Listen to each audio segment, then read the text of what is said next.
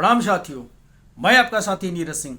साथियों, ईवीएम के खिलाफ लोगों का अविश्वास बढ़ता जा रहा है, उसके खिलाफ लोगों का रोष बढ़ता जा रहा है।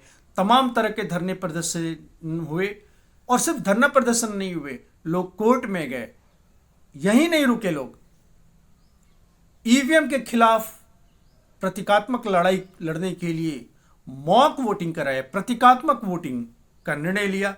अभी 2 दिन पहले ही मरकरवाड़ी गांव में, जो कि महाराष्ट्र के सोलापुर जिले में मालसिरस तहसील में पड़ता है, वहां के लोगों ने निर्णय लिया था कि मॉक वोटिंग करेंगे, सांकेतिक वोटिंग करेंगे, प्रतीकात्मक वोटिंग करेंगे।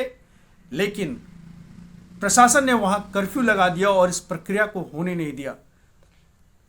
लेकिन जब विद्रोह बढ़ जाता है, लोगों का अविश्वास बढ़ जाता है किसी व्यवस्था के प्रति, लोग जब ये ठान लेते हैं कि उसको उखाड़ कर फेंकने देंगे, तो प्रशासन के बूते की ये बात नहीं रह जाती उसे रोकना। अगर वो एक गांव में रोकते हैं तो उसकी चिंगारी दूसरे गांव में फैल जाती है।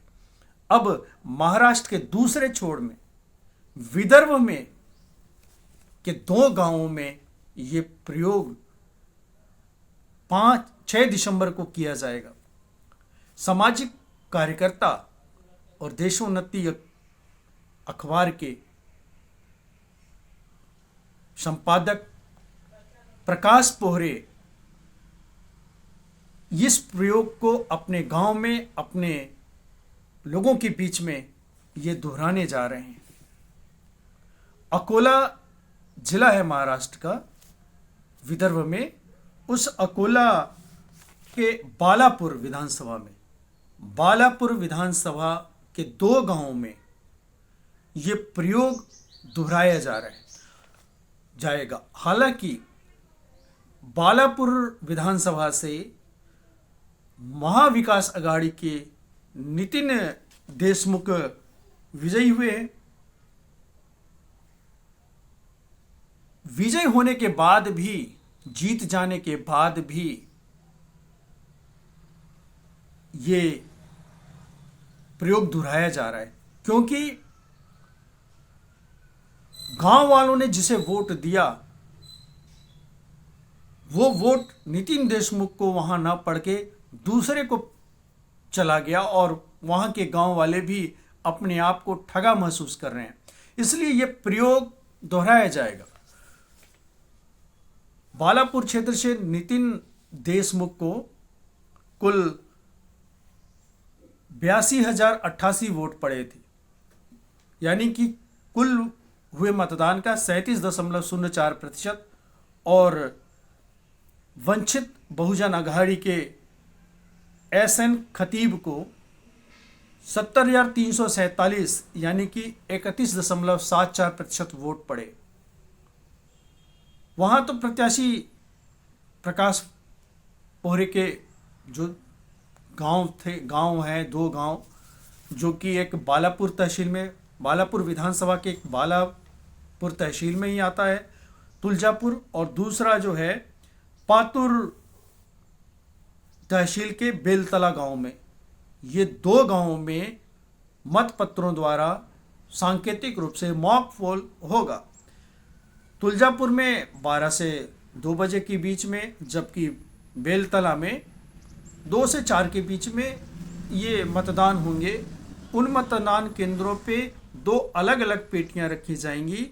एक महायुति का, जिसमें नरेंद्र मोदी और देवेंद्र फडणवीस के फोटो चिपकाए जाएंगे। दूसरे में जो महाविकास अघाड़ी का होगा, जिसमें शरद पवार, राहुल गांधी और उद्धव ठाकरे का ये चित्र लगा होगा। उसमें जाके लोग वोटिंग करेंगे।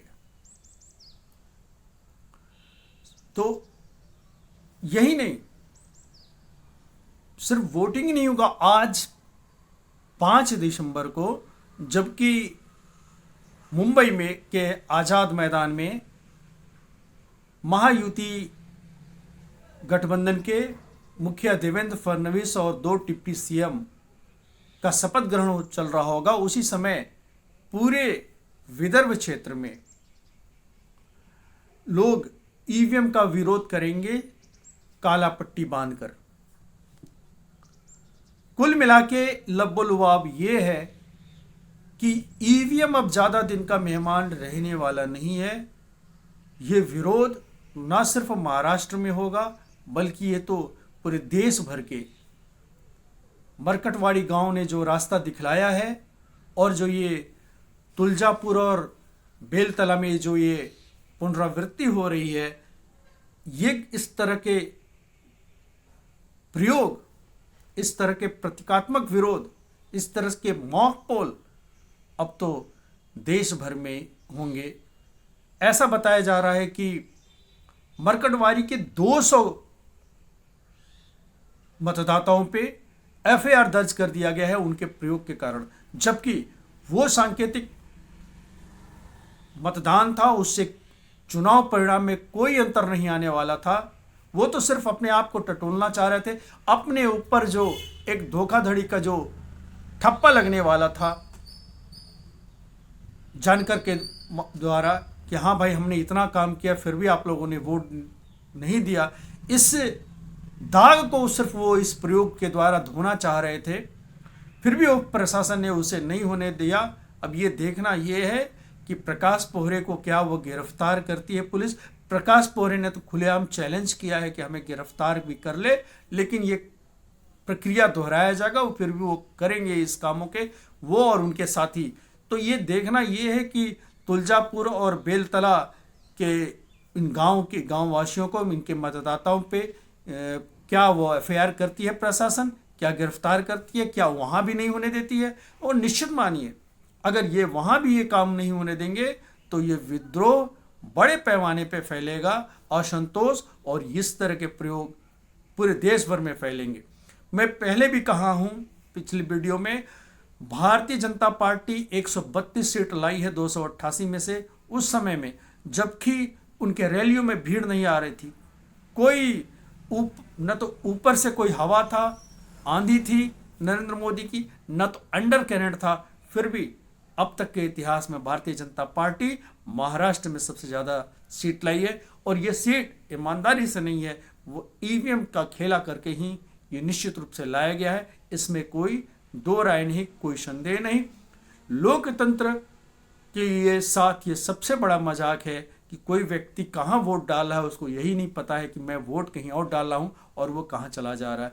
इससे बड़ा अविश्वास का, इससे बड़ा लोकतंत्र के साथ खिलवाड़ का, लोकतंत्र को खोखला करने का और कोई खेल हो ही नहीं सकता है। इसलिए ईवीएम का विरोध देशव्यापी होना चाहिए और ईवीएम को पूरी तरह से हटाना चाहिए। केवल वीवीपैट 100% मिलान से काम नहीं चलेगा। इसमें यह तकनीकी हो सकता है कि हमने वोट डाला और पड़ा कहीं और वीवीपैट छपा कहीं और, ये भी हो सकता है हैकिंग के द्वारा, टेक्नोलॉजी है। और जबकि दुनिया के बड़े एक इनोवेटिव जो कह सकते हैं एलन मस्क को, उन तक ने ईवीएम पे सवाल उठाया है। एक बड़े तकनीकी विशेषज्ञ है और दुनिया में अभी तो पूरे छाए हुए हैं उन जैसे जानकार व्यक्ति, तकनीकी टेक्नोक्रेट पर्सन जो इस पर संदेह जताते हैं। तो निश्चित ही ईवीएम को हटा जाना चाहिए। अमेरिका जैसे विकसित देश और ईवीएम बनाने वाली जापान तक इसका प्रयोग नहीं करती है। इसलिए ईवीएम एक हथियार है लोकतंत्र को समाप्त करने के लिए और तानाशाही राज लाने के लिए। ये एक बड़ा हथियार है जिसका प्रयोग भारतीय जनता पार्टी कर रही है। लेकिन मैं बार बार ये कहता हूँ कि भारतीय जनता पार्टी और कांग्रेस दोनों एक ही सिक्के के दो पहलू हैं, क्योंकि ईवीएम तमाम विरोध के बावजूद ईवीएम को कांग्रेस ने लाया था और कांग्रेस इसके खिलाफ निर्णायक लड़ाई लड़ भी नहीं सकती। ये तो क्षेत्रीय दल या उनके समर्थक या आम जनता इसके खिलाफ, ईवीएम के खिलाफ लोकतंत्र बचाने के लिए निर्णायक लड़ाई लड़ेंगे। धन्यवाद।